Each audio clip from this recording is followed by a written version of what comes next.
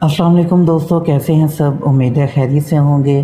تو دوستو، آج ہم بات کریں گے ایک ایسی جگہ کے بارے میں جو 3 بڑے مذاہب یعنی مسلمان، عیسائی اور یہود کے لیے عزت اور احترام والا مقام ہے۔ جی ہاں دوستو، آج ہم بات کریں گے بیت المقدس کے بارے میں اور جانیں گے بیت المقدس کی دلچسپ تاریخ، اور جانیں گے کہ پہلی صلیبی جنگ کب اور کیسے ہوئی۔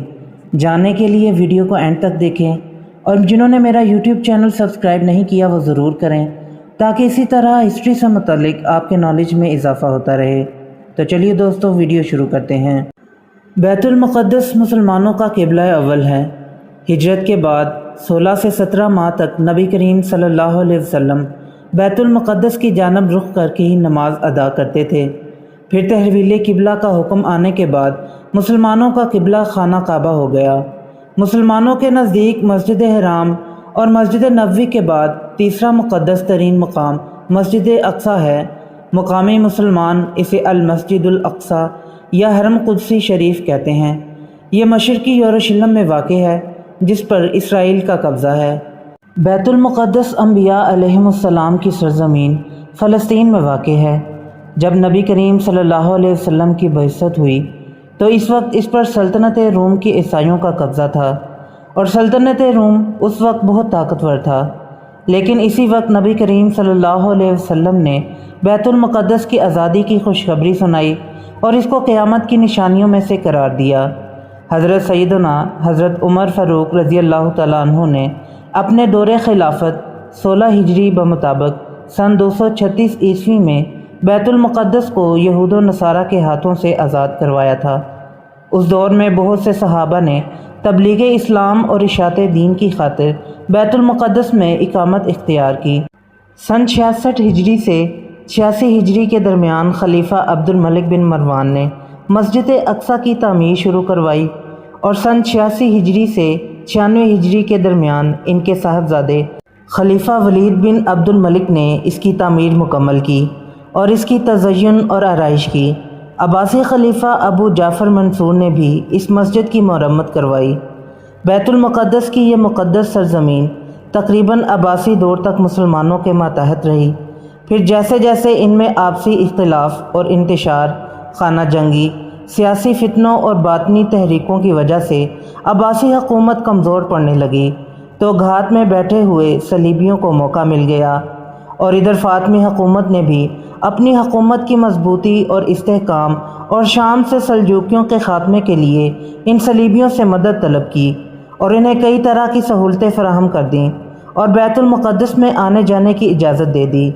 بالآخر ان تمام باتوں کا فائدہ اٹھاتے ہوئے صلیبیوں نے بغاوت کر دی اور اپنے فاطمی خلفاء کے ساتھ غداری اور دھوکہ کیا، اور القدس پر قبضہ کے لیے اپنی فوج کو تیار کر لیا، اور پھر 70,000 سے زائد مسلمانوں کو شہید کرتے ہوئے بالآخر 492 ہجری بمطابق سن 1099 کو صلیبیوں نے بیت المقدس کو مسلمانوں سے چھین لیا اور یروشلم پر اپنی مسیحی حکومت قائم کر دی۔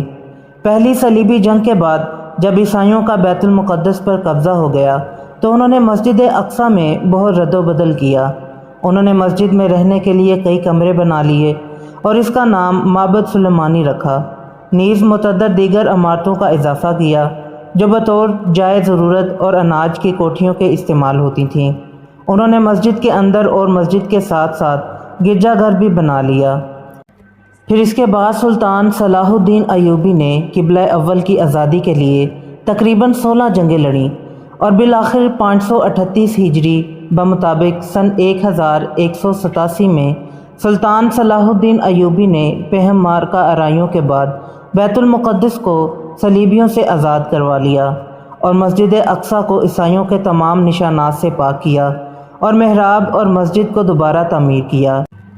اس طرح 88 سال بعد بیت المقدس دوبارہ مسلمانوں کی بازیابی میں آ گیا اور ارض مقدسہ سے عیسائی حکومت کا صفایا ہو گیا۔ اس طرح ارض مقدسہ پر تقریباً 761 برس مسلسل مسلمانوں کی سلطنت رہی۔ پھر پہلی جنگ عظیم دسمبر 1917 عیسوی کے دوران میں انگریزوں نے بیت المقدس اور فلسطین پر قبضہ کر کے یہودیوں کو آباد ہونے کی عام اجازت دے دی۔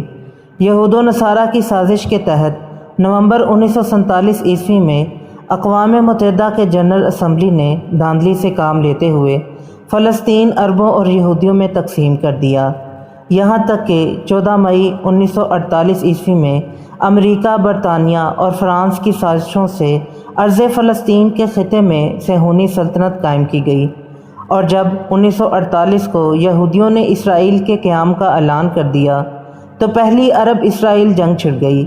اس جنگ کے نتیجے میں اسرائیلی فلسطین کے 78% رقبے پر قابض ہو گئے، تاہم مشرقی یروشلم اور غرب اردن کے علاقے اردن کے قبضے میں آ گئے۔ پھر تیسری عرب اسرائیل جنگ جون 1967 میں اسرائیلیوں نے بقیہ فلسطین اور بیت المقدس پر بھی تسلط جما لیا، اور اس طرح سن 1967 سے بیت المقدس پر یہودیوں نے قبضہ کر لیا اور اب پوری طرح ان کے قبضے میں ہے۔ تو دوستو، یہ تھی آج کی ویڈیو پسند آئی ہو تو لائک ضرور کریں اور میرے یوٹیوب چینل کو سبسکرائب کریں۔ پھر ملتے ہیں ایک نئی ویڈیو کے ساتھ، تب تک کے لیے اجازت دیں۔ اللہ حافظ۔